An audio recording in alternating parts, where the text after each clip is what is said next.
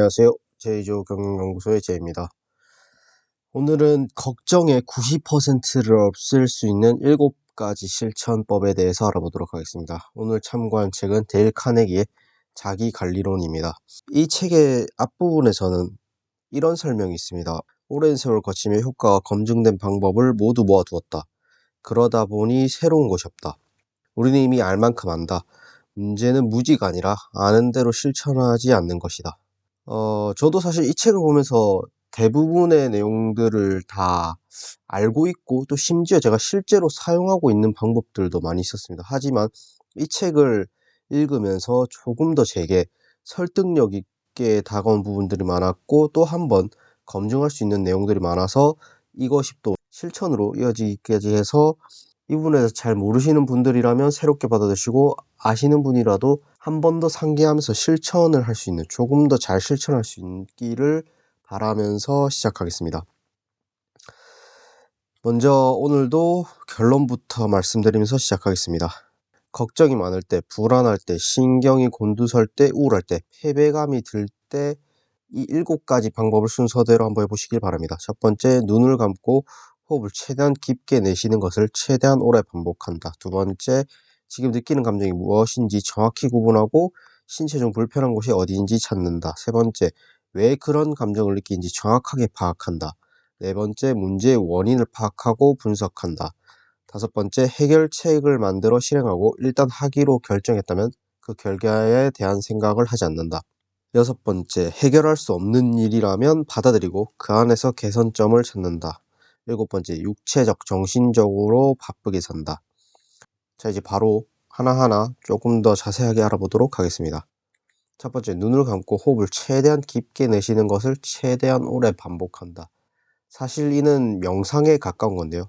일단 어떤 감정이라든지 기분이 들었을 때 이걸 조금 안정시키고 그 크기를 낮추어야 할 필요가 있기 때문에 먼저 이 단계를 해주는 겁니다. 바로 다음으로 지금 느끼는 감정이 정확히 무엇인지 구분하고 신체 중 어디가 불편한지를 찾아야 합니다. 이 또한 조금 더 감정을 명확히 하고 또 불편한 곳을 명확히 함으로써 그 느끼는 감정이라든지 불편함의 크기를 줄일 수 있는 방법이라고 할 수 있겠습니다. 다음으로는 왜 그런 감정을 느끼는지 정확히 파악을 해야 되는데요. 여기서 주의할 점은 솔직하게 해야 된다는 겁니다. 이게 뭐 누구한테 보고를 하거나 뭐 말할 게 아니기 때문에 최대한 솔직하게, 사실 감정을 느끼는 건 굉장히 유치하거나 남들한테 보여주기 싫은 어떤 이유들이 숨겨져 있을 때가 많습니다. 때문에 왜 그런 감정을 느끼는지 정확하게 파악을 하는 것이 아주 중요합니다. 다음으로는 문제 원인을 파악하고 분석하는 것인데요. 이때 가장 중요한 것이 감정과 사고를 분리해야 합니다. 다시 말해 추측이 아닌 사실을 바탕으로 해야 한다는 것이죠. 사실을 파악하지 못한다면 문제를 해결하려는 시도조차 할 수가 없습니다. 때문에 남의 일이라고 생각하고 객관적인 관점을 유지하면서 또 어느 정도 시간이 지난 후에 퇴고하듯이 점검하는 것이 필요합니다. 이렇게 모든 사실을 파악하면 사실 문제는 저절로 해결되는 경우가 많습니다. 때문에 사실을 공정하게 파악하기 전까지는 문제를 해결하려는 시도조차 하지 말아야 합니다. 마지막으로 가장 중요한 것인데요. 이런 사실들을 종이에 적어보거나 말로 옮겨보는 것만으로도 현명한 결정을 내릴 가능성이 높아진다는 것을 명심해야 합니다. 문제와 해답을 직접 써봐야 생각을 분명하게 정리할 수 있다는 것을 잊지 말아야 합니다. 다음으로 해결책을 만들어 실행하고 일단 하기로 결정했다면 그 결과에 대한 생각을 하지 않는 것인데요. 명확하고 확고한 결정을 내는 순간 일단 걱정의 50%는 사라진다고 보면 되겠습니다. 이렇게 일단 결정이 내려지고 실천에 옮기는 일만 남았다면 결과에 대한 책임이나 관심은 완전히 무시합니다. 또 선택이라는 것은, 또 결정이라는 것은 다른 말로 하면 포기라고 할 수 있겠습니다. 포기하는 것이 정확히 무엇인지 알고 확실하게 버려야 합니다. 또한 100대 0의 선택은 없다는 것을 인정하고 51대 49 중에서 52를 선택한다는 마인드로 접근을 해야 할 것입니다. 다음으로 해결할 수 없는 일, 특히 이미 지나간 일이라면 받아들이고 그 안에서 개선점을 찾아야 합니다. 이 부분이 사실 많은 사람들이 걱정하고 불안해하는 가장 큰 이유, 다시 말하면 이미 지나간 일 또는 해결할 수 없는 일을 받아들일 수 없는 것, 욕심을 버릴 수 없는 것이 가장 문제라고 할 수 있겠는데, 다른 말로 조금 어렵게 하면 인간은 손실 회피 성향이 매우 강하기 때문입니다.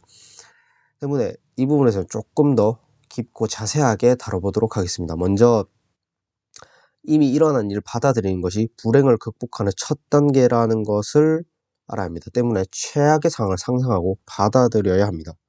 최악을 받아들이면 더 이상 잃을 것이 없습니다. 또한 그때부터 생각이라는 걸 할 수 있게 되는데요. 우리는 내일에 대해 생각해야 합니다. 세심하게 생각하고 계획하고 대비해야 합니다. 하지만 걱정은 해서는 안 되겠죠. 어제의 문제를 안타까워하기보다는 내일의 문제를 생각하는 것이 시간을 지혜롭게 쓰는 방법입니다. 게다가 부정적인 생각이 빠지면 몸이 배겨내지를 못할 것입니다. 턱을 한 방 얻어맞더라도 쓰러지지는 않아야 합니다. 불가피한 일과 싸우면서 동시에 새로운 삶을 창조해갈 만큼 감정과 활력이 넘치는 사람은 세상 어디에도 없습니다. 여러분의 존재를 갉아먹는 어떤 일에도 과도한 비용을 지불하는 것은 어리석은 짓이라고 할 수 있습니다. 아무리 모자란 사람이라 해도 1억 8천만 년 전으로 거슬러 올라가 발자국을 바꿔보겠다는 망상을 하지 않을 것입니다. 결과를 바꾸는 무언가를 할 수 있지만 그때 일어난 일 자체는 바꿀 수가 없습니다. 잘못을 침착하게 분석하고 교훈을 얻은 다음에 잊어버리는 것입니다. 우리가 할 수 있는 일이라고는 어쩔 수 없는 손실로 여기고 잊어버린 후 자기가 할 일을 계속하는 것뿐입니다. 또한 행복은 즐거움이 아니라 승리감이라고 할 수 있습니다. 인생에서 가장 중요한 일은 여러분의 이득을 잘 이용하는 것이 아닙니다. 바보라도 그렇게 할 수 있습니다. 진정 중요한 일은 손실을 이익으로 만드는 것입니다. 많은 성공한 사람들의 비결은 애초에 가진 핸디캡, 이런 핸디캡을 극복하고자 노력한 결과 더 많은 보상을 얻게 된 것입니다. 때문에 이번 일로 어떤 교훈을 얻을 수 있을까, 또 어떻게 해야 상황이 나아질까에 대해서 생각하고 계획하고 행동해야 합니다. 가장 좋은 것을 얻으려면 아주 힘든 과정을 거쳐야 한다는 것을 생각해야 합니다. 사실 저도 살면서 힘든 일들이 꽤 많이 있었는데요. 근데 막상 지나고 나서 되돌아봤을 때 그런 힘든 일을 통해서 얻게 된 것들이 정말 가치 있는 것들이 많고, 오히려 좋았던 때, 뭔가 잘 됐을 때는 생각보다 얻은 것이 별로 없고 딱히 도움되는 것도 많지 않았던 경우가 많은 것 같습니다. 물론 이렇게 마이너스를 플러스로 바꿀 가망이 전혀 없다고 생각될 때도 있습니다. 하지만 그럼에도 불구하고 노력해야 할 3가지 이유를 말씀드리겠습니다. 첫 번째는 어쩌다 보면 성공할 수도 있습니다. 왜냐면 사실 사람 일이란 게 안 해보고서 알 수 있는 일은 거의 없기 때문이죠. 두 번째, 설령 성공하지 못하더라도 과거가 아니라 미래를 바라볼 수 있게 됩니다. 그러면서 부정적인 사고를 긍정적인 사고로 바꾸는 효과가 있다는 것이죠. 자, 여기까지 말씀드리면 사실 뭔가 미래에 대해 낙관적으로 바라보고 마냥 매사에 감사하고 만족하고 별 욕심 없이 또 생각 없이 그냥 다 포기하고 살라는 것처럼 들리실 수도 있는데요. 사실 그것과는 전혀 상관이 없습니다. 불확실한 미래를 낙관적으로 바라보고 기다리는 것이 절대 아닙니다. 마냥 매사에 감사하고 만족하고 아무 욕심 없이 포기하고 살라는 것도 아닙니다. 오히려 반대로 미래를 만들어 나가라는 것입니다. 지금 또 오늘 내가 어떻게 하냐에 따라 과거도 미래도 바꿀 수 있습니다. 다시 말해, 오늘 내가 뭔가 잘해서 마이너스를 플러스로 만든다면 과거 또한 내가 성장하는 발판이 될 것이고, 미래 또한 내가 원하는 대로 바꿀 수가 있다는 것입니다. 이렇게 미래를 또 과거마저 바꾸기 위해서는 열심히 바쁘게 살아야겠죠. 또한 다시 말해 바쁘게 사는 것이 최고의 정신질환 치료제 중 하나입니다. 계획을 세우고 골똘히 생각해야만 하는 일에 집중하다 보면 걱정에 빠지기 어려워집니다.